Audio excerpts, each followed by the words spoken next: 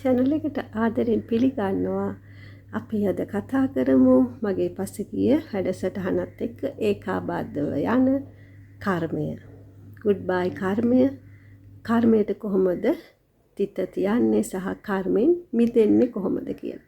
ඉතින් කර්මෙන් මිදෙන්න කියලා කිව්වට කොහොමද කරගන්නේ කියලා දන්නේ නැතුව අපි කොහොමද කරගන්නේ නේද?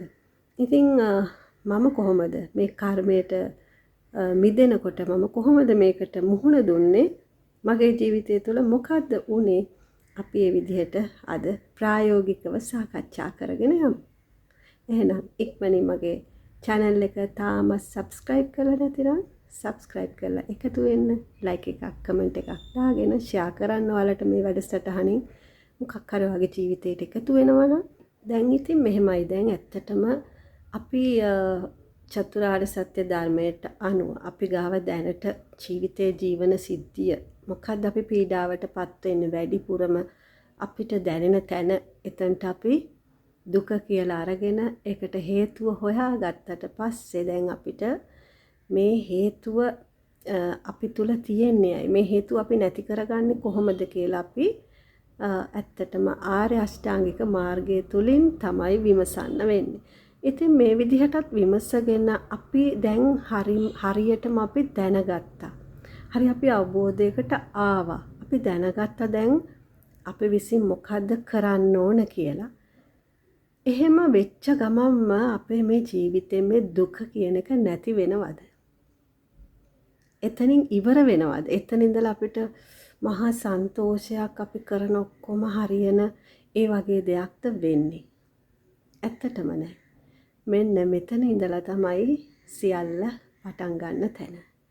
දැන් ඔබේ ජීවිතේට මෙතන ඉඳලා ඔබ හරි දැන් ඔබ මෙතන ඉඳලා ඔබ බොහොම නිවැරදි වෙන්න පුළුවන්. ඔබේ ජීවිතේ නිවැරදි කරගන්න දැක්මත් ඔබට ඇති වෙන්න පුළුවන්. මම මෙහෙම තමයි ඉස්සරහට යන්න ඕන කියලා ඔබට නිසකවම හිතෙන්නත් පුළුවන්. මට මෙහෙම තමයි මේ දේ උනේ කියලා ඔබට 100% දැනුණත් වෙන්න පුළුවන්. හැබැයි එතන ඉඳලා යන්න යනකොට ඔබට බාධා එල්ල නොවෙනවා කියලා ඔබ හිතනවද? නැහැ. ඔබේ කර්මයේ හවුල්කරුවන් තාමත් ඔබේ පිටුපසින් ඔබ වෙත බැඳිලා ඉන්නේ. ඔබ මේක අවබෝධ කරගත්ත ගමන්ම ඒ අය ලිහිලා ගැලවිලා යන්නේ නැහැ. ඔබට ගැලවිලා යන්නට ඉඩ දෙන්නෙත් නැහැ. ඇත්තටම මෙතෙන්දි තවත් ගොඩාක් පරිස්සම් වෙන්න ඕන තැනක්. මං කිව්වා දැන් ඔයගොල්ලෝ හරියටම දැනගත්තා අපි අවබෝධයෙන් ඉඳලා නැහැ. හරි මෙහෙම තමයි කියලා අපි කරපු දේවල් ගැන අපිට දැනුමක් ආවට පස්සේ අපි වෙනස් වෙන්න පටන් ගන්නකොට මේ අපි යන්නේ හරිම මාර්ගයේද කියන එක අපිට නිසක කරගන්න ලේසි නැහැ. මොකද අපි සමහර වෙලාවට අපි මේ අතීතය අවබෝධ කරගත්තට අපි දැන් මේ මොහොතේ හරියටම ගන්න ඕන මොකද්ද තීරණය මොන වගේ මාර්ගයක්ද කියන එක අපිට අපහැදිලි. මොකද මේක පටන් ගන්නම අපිට කෙලවරක් පේන අපි කෙලවරක් දන්නවා. අපිට ධර්මයක් අහන්න ලැබිලා නිසා අපි ධර්මයක් දන්නවා අහිලා තියෙනවා. නමුත් අපි ආයුතු මාවත හරියටම ක්ලියර් වෙන්න ටිකක් අමාරු වෙනවා. බ්ලර් වෙලා තියෙන්න පුළුවන්. අන්න මෙතෙන්දී අපි සමහර වෙලාවට අපි මේ නරක කියන එක අත්හැරියට පස්සේ අපි යන්න පුළුවන් දහනිතල වලට යන්න පුළුවන් නේද? අපි දිව්‍ය ලෝකයක් කරා යන්න පුළුවන්. අපේ තියෙන ඕනවට වඩා හොඳ වීම තුල අපේ තියෙන අර දුර්ගුණයන් නැති කිරීම තුල අපි හැබැයි යන්න ඕන මේ නිවන් මාර්ගය කියන එකට නම් අපි හරීම පරිස්සමෙන් යුතුව මේක තෝරලා ගන්න ඕන. අන්න ඒ නිසා තමයි අර හංසයා කිරිදිය වෙන් කර ගන්නවා වගේ කියලා කියන්නේ. ඒක ගොඩාක් අසීරුයි කියන්නේ. අන්න ඒක හරීම අමාරුයි. එතෙන්දී අපි රැවටෙන්න පුළුවන්. මෙතෙන්දිත් මාර්ගය අපිට වෙනස් තැනකට අපි දන්නේ නැතුව යන්න පුළුවන්. මෙන්න මේක නිසා තමයි අපි අර අතීතයේ තියෙන අපේ වැරදීම් ගැන අපි සමාව ඉල්ලන්න ඕන. නිවැරදි මාර්ගයට අපිට නිවැරදි මාර්ගය තුල ගමන් කරපු ඒ ශක්තියින් එක්ක අපි එකතු වෙන්න උත්සාහ කරන්න ඕනේ. නිසා තමයි අපිට අර කියන්නේ අපිට ඉමිනා පුඤ්ඤ කම්මේන මාමේ බාල සමාගමෝ සතන් සමාගමෝ හෝතු යාවනිබ්බාන පත්තිය. ප්‍රාර්ථනා ගාතාවක් තියෙන්නේ නේද? මාමේ සසරේ කරපු සියලු කුසල් හේතුවෙන් අපිට කලන මිතුරන්ම මුණ ගැහෙන්න කියලා අපි නිතර ප්‍රාර්ථනා කරන්න ඕන. උදේ හවස අපි ප්‍රාර්ථනා කරන්න. එතකොට අපිට නිවැරදි පුද්ගලයන් අපි හරීම දහම් මග ගෙනියන නිවැරදිම ශක්තියින් එක් අපිට එකතු වෙන්න පුළුවන් වෙනවා. මේක ගොඩාක් වැදගත්. ගොඩාක් වැදගත්. මේක අපේ ජීවිතේ හරිම මගකට යන්න ගොඩාක් ඉවහල් වෙන කාරණාවක්. ඒ නිසා අපි මෙන්න මේ කර්මය කැඩුවට පස්සේ නැවත අපි ක්‍රමයක් හදාගන්න එපයි අපේ ජීවිතේ ඉස්සරහට ගෙනියන්න නේද? අපි ජීවත් වෙන කාලය තුල සැනසුම් සහගතව ජීවත් වෙන්න අපි ක්‍රමයක් අපි නැවත හදමින් ඉන්නේනේ.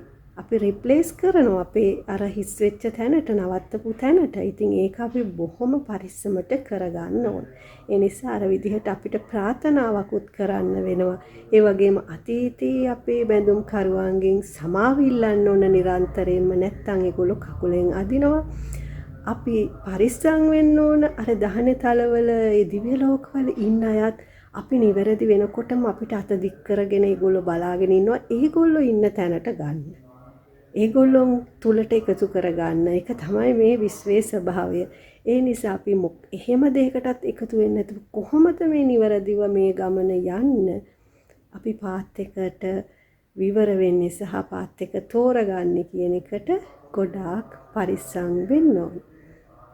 ඇත්තටම මේ වැඩසටහන කරගෙන යද්දි ගොඩාක් බාධා ඔයාලට මගේ වටපිටාවෙන් සද්ද ඇහෙනවා ඇති.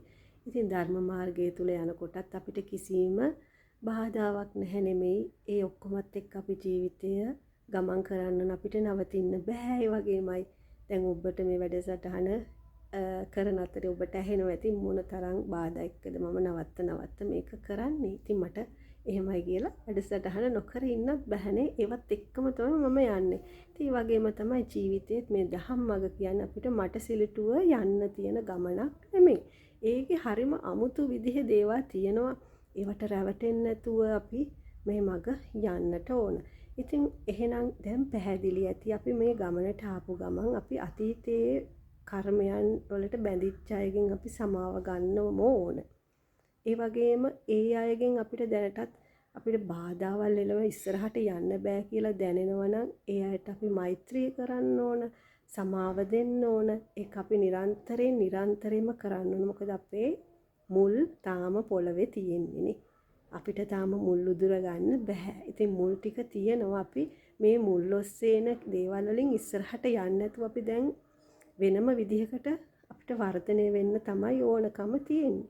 ඉතින් ඒක නිසා ඒක ගැන සැලකිලිමත් වෙන්නම ඕන. මොකද මම එහෙම කියන්නේ අපිට අතීත කර්මයන් නිසා අඳුරේ ඉන්න අය, අපි අමාරුවේ දාපු කට්ටිය, අපි නිසා වැටිච්ච කට්ටිය, ඒ ඔක්කොම අපිව තාමත් අදිමින් ඉන්නවා. ඒ වගේම අපි එතනින් ගැලවෙනකොටම අපිව ගන්න මං කිව්වේ අර දිව්‍ය තලවල, එම දාහනේ තලවල ඒගොල්ලෝ පුලා බලාගෙන ඉන්නවා. ඒගොල්ලෝගේ දිහාවට එනකන් ඒ නිසා අපි මේ මොකකටවත් අහුවෙන්නේ නැතුව කොහොමද අපි මේ නියම සත්‍ය ධර්මයේ තුල ඉවසිලිවන්තව සහ මනා දැක්මෙන් ගමන් කරන්නේ කියන එකට හරීම අමාරුයි.